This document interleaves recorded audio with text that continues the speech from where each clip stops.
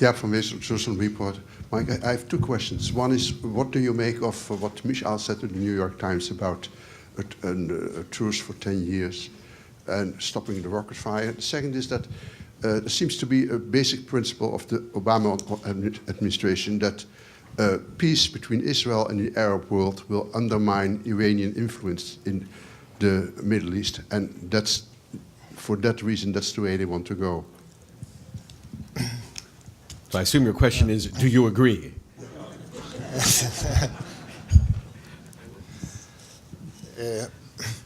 As regards Mash'al's interview to the New York Times, I read it carefully. I didn't find anything new there that wasn't said in the past by Hamas leaders. They've been saying for a long time that if Israel withdraws to the 67 lines, takes back all the refugees, and solves all the other open issues between us and the Palestinians, then they will grant us a long-term ceasefire. He said 10 years. They said in other opportunities, they said 15 or even more. That's what he's offering us, and he specifically said that we will not recognize the state of Israel. So I think I didn't find anything new in what he was saying right now. I realized that there's an effort to get the US and the international community to talk to Hamas, so they're trying to show a nice face. But in essence, there's no change in their positions as far as I can tell. Your second question, that was basically the connection between the peace process and Iran. I would say that, of course, in general terms, in terms of political atmosphere, you could say that there is connection. I think that, of course, if there is an ongoing political process, politically speaking, it may be easier for the Arabs to come out and with the United States against Iran, even though I don't know what they could do in practical terms, but politically I think there is a point there. You could also argue to the other direction that if you don't stop Iran, Iranians will undermine any peace process. So what's the point in running deeper into a peace process if the Iranians will ultimately undermine it? Having said this, I think we should not create a specific direct linkage between the two. I think this should be regarded as standalone issues. I think we all have an interest in stopping Iran. I think there's an interest in a peace process. They are not dependent on one another. And I think if you create a sense of linkage, it's a mistake, because I don't think people here meant it that way or in Israel.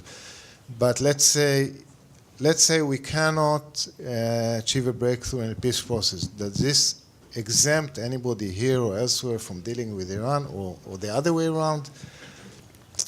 Let's say that the US can't stop Iran. Does this mean that we don't have an interest in a peace process? I think we should not regard it in that way. Okay, thank you. Judith Kipper, and then Rashid Slimi on the left-hand wall here.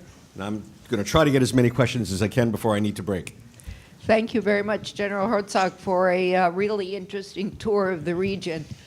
You're a military man and you work for the Defense Department, but let me ask you, I didn't hear in your remarks the word peace or détente.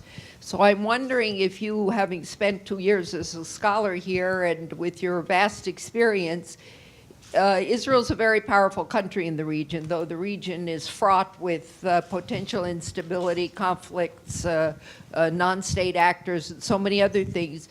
Are there initiatives, confidence-building measures, steps that you think that Israel could take to assure Israel's position in the region, particularly vis-a-vis an Arab world that has declared unequivocally that they're ready to have full peace with Israel once the peace process succeeds?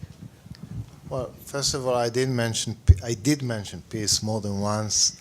And I did talk about the peace process with the Palestinians and with the Syrians. As I said, our government is now doing its policy review, and we are also thinking about what measures could be taken vis-a-vis our neighbors and vis-a-vis the region as a whole in order to build confidence. and in order to create the appropriate atmosphere for a viable peace process. I think it should go both ways. I think Israel has its own interest in doing so, and I think the Arabs should also come up with some confidence-building measures. You mentioned the Arab Initiative. Well, I think there are some positive elements there, but one element that's important for Israelis is that while in the Arab Initiative, Arab recognition of Israel comes last, only after we reach a deal with Palestinians, for example, we would expect some CBMs right now. When we begin the process, I think it'll make it easier also for Israelis to go for a viable process. So I think the answer is yes, we are thinking about it, and I think it should go both ways. Rashid, on the left. Thank you, General.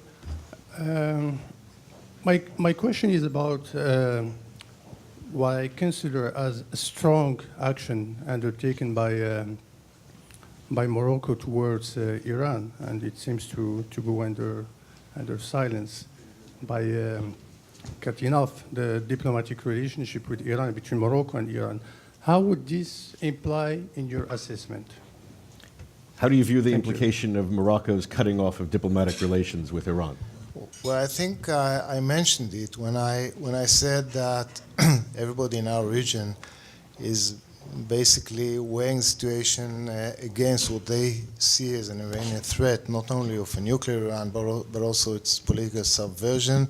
I think I gave the example of Morocco, of Bahrain, of Egypt, and of others. I think this is part of a wider regional picture where everybody feels the Iranian pressure, the Iranian political pressure, the Iranian terror pressure, the Iranian subversive pressure, and the fact, by the way, we recently had a visit by an American official delegation who came to us from Morocco, and they said, you know, we were surprised that #1 topic on the agenda was Iran, as far as Morocco. So I think this tells you a lot about the regional atmosphere. Barry Schweid. Use a mic. There's someone right behind you. Barry, use a microphone in your right hand. There you go. Is the Iran situation permanent? Should I explain? You don't have to go back too far. When Iran had excellent relations with Israel, you don't seem to see any hope of a change in attitude in Iran, but you seem extremely hopeful, as your boss has been for many years going back to the peace talks here, that the Arab attitude has changed drastically and that you can work out a deal. Are you going to write off Iran forever? No, I think I didn't speak about domestic scene in Iran.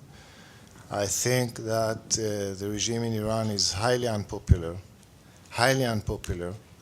I think you have a young generation there, over 70% under the age of 30. I think most of them dislike the regime. Every indicator we have indicates that.